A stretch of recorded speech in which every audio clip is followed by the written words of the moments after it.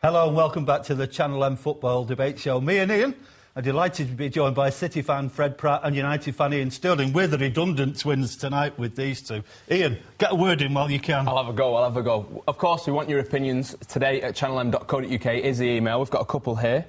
First off, James Cramley from Stockport. Number 1, City have no semi-final experience. Number 2, United have great experience of two-legs games as well as semi-finals. 3, City have everything to lose. He says the pressure is on City and he thinks the semi-finals come too soon for the rebuilding programme. Another one, a little bit lower down, is more, obviously, for City. And this is from a guy who calls himself the Big Easy. Not sure what that means, but anyway, yeah, he says yes. He acknowledges it, finally, talking about Sir Alex Ferguson, saying that City can be a threat, of course, to United. And he said there is a very big blue monster on the horizon. Well, Roberto Mancini's also been speaking today, and he says that his team were outplayed by Everton at the weekend. I think that we didn't play well. Everton play very, very well. And it's possible sometimes that we can lose. We have a few players in this moment, plays always same players, and it's possible that last night was terrible. This is possible. And after 3 minutes, Santa Cruz off, and half time, Petrov off, injured. But I think that we must do many compliments to Everton. Only this. I'm not quite sure what the Italian word is for bobbins, but it was pretty close to bobbins on Saturday, Fred, wasn't it? Yeah, it's very poor performance, really, but coupled with an excellent Everton performance. I don't think anyone in that Premier would have gone to Goodison on Saturday and got a result. They were really fired up, Everton, and Fellaini, his second half performance was as good as I've seen off a defensive midfield player. And it could have been 4 or 5 in the end. We weren't in the races. They were very good, and I think we had our eye on something else.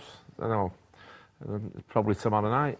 Can we come back to one of the emails that Ian read out there, Ian? Because there's this feeling that City maybe want it more tomorrow because it's been so long. United are getting almost blasé. Fergie poo-pooed that today. As a United fan, you've been to Wembley more times than you can shake a sticker. Are you getting sick of it? Wembley? Yeah. No, not. You never get fed up of success. You never get fed up of winning silverware. And there's a bit more spice to it with this, obviously, with it being, your local rivals, a bit, the City down the road, especially with what's happened recently with, them getting a big owner and trying to sign big players and really trying to emulate what we've already achieved. So we need to, knock them back down to where they should be and let them know, who's the boss. But no, you don't get fed up of reaching finals, and you definitely don't get fed up of success. Success breeds success, and that's what it's about. And long may it continue. Well, Ian, we're at this halfway point of the season now, when you've got a little bit of evidence to base your thoughts and opinions on. Sometimes, though, you have to make a bit more of a stab in the dark, don't you? Well, that's it. At the start of the year, these two talking about City's chances of finishing in the top 4. Take a look at this. Do you think they can finish in the top 4? The top 4 of what? Right, come on, listen. They're not going to finish in the top 4. It's just not going to happen. Invite us back in May when we're handing out medals and we're handing out trophies, and let's see what happens then. Fred, I'll have you £100 bet now. I'll give you 10 points start in the league. What? £100 bet. 10 points start in the league for you. £100 that you don't finish above us. You can if you want, Fred. £100 bet you don't finish above us in the league. You've got 10 points start. £100's about 10 minutes' wages to me. Are you sticking by those? For this show, didn't he? Hey, I'll stand by that. Look, they're not going to finish top 4. The chance has been there for the taking for them. They could have, consolidated their position there. They could have easily been, fighting for the league. But they're dropping too many points. And it's like Fred said, they come up against teams like Everton and they're going to struggle. And I'm happy with my prediction of them not finishing in the top 4. More than happy with that. And you've got a funny, sneaky feeling you might be taking £100 here, don't you? It was a grand. I mean, he said about us coming unstuck against Everton, but by the same rule, we beat Chelsea at home and we beat Arsenal, didn't we? So we seem to play better against... I won't play good tomorrow night because I was going to say against the better teams. We always seem to play better against the better teams. So, the thing about the Premiership at the moment is that, if I'm honest, I think the top 3 are already there. And there's 4 teams that are fighting for that 4th place. And we're one of them, Villa.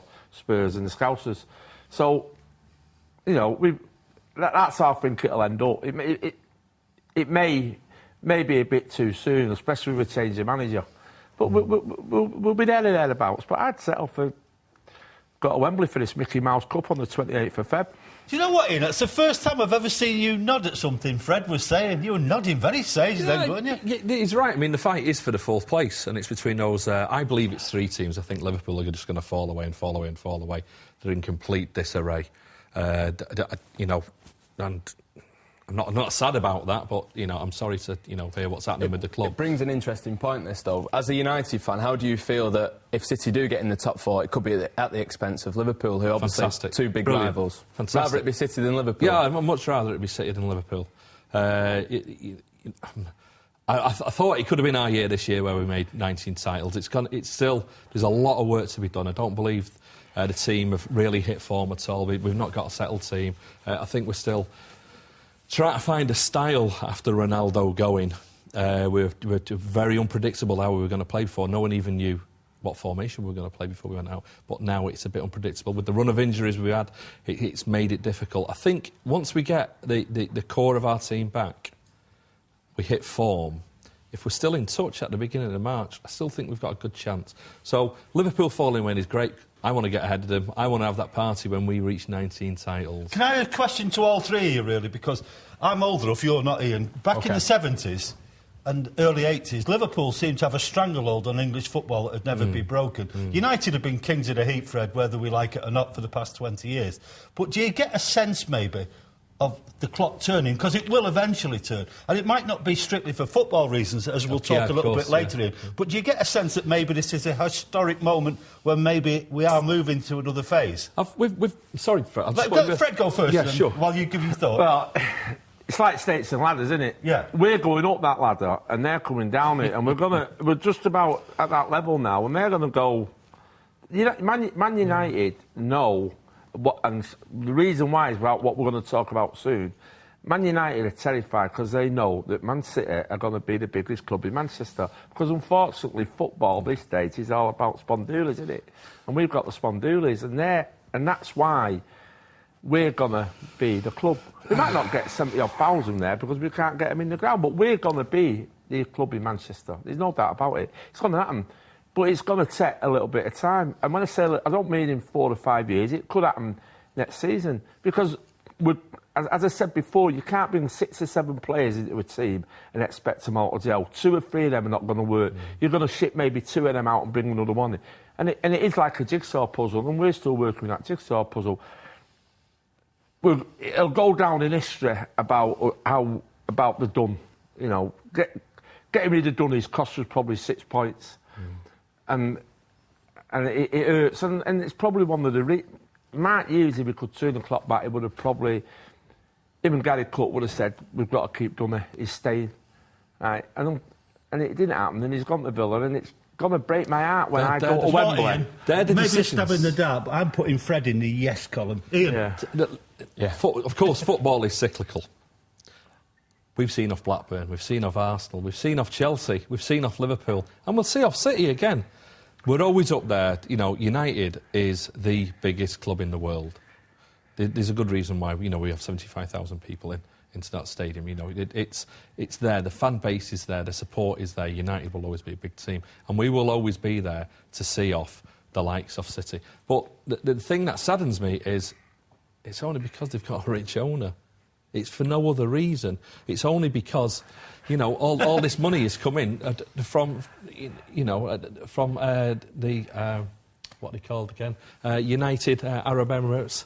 From Etihad, you know, they got all these big sponsorship deals. It's about money, and that's the only reason we're better. Where ours are solid foundations.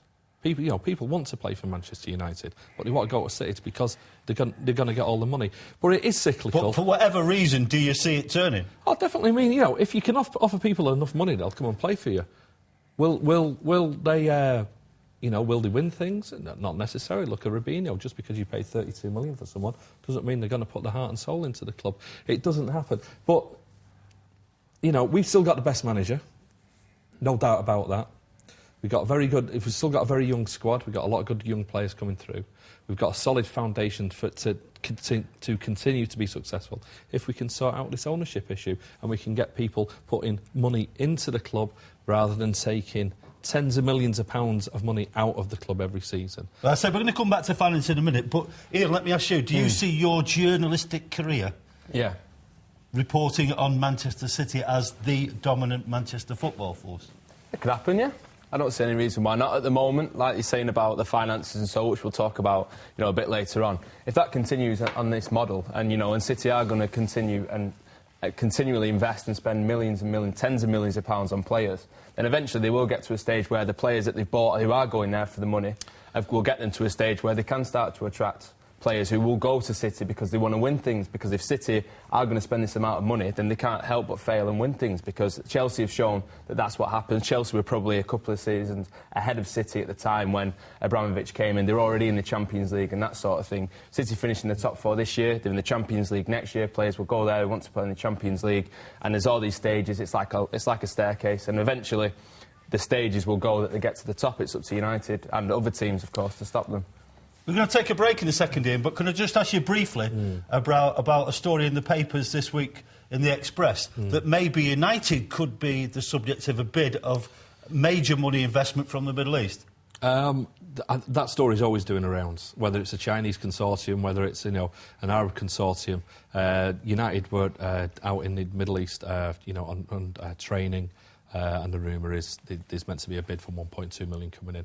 To be honest, I think it's just paper talk, to be fair. It's, it's a good story, attach United to a story, and it sells. That's the way it is. There's no foundation to it. I think if you're putting together a 1.2 million bid for something, you're not going to go to the papers first.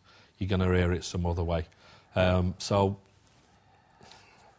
moment, I'd welcome anyone getting rid of the debts. 1.2 billion as well. Excuse me, 1.2 billion. You're underselling the club there quite a bit. Camel dunk. Well, there you go. Camel dunk. Well, hey, let me remind you, in 1989...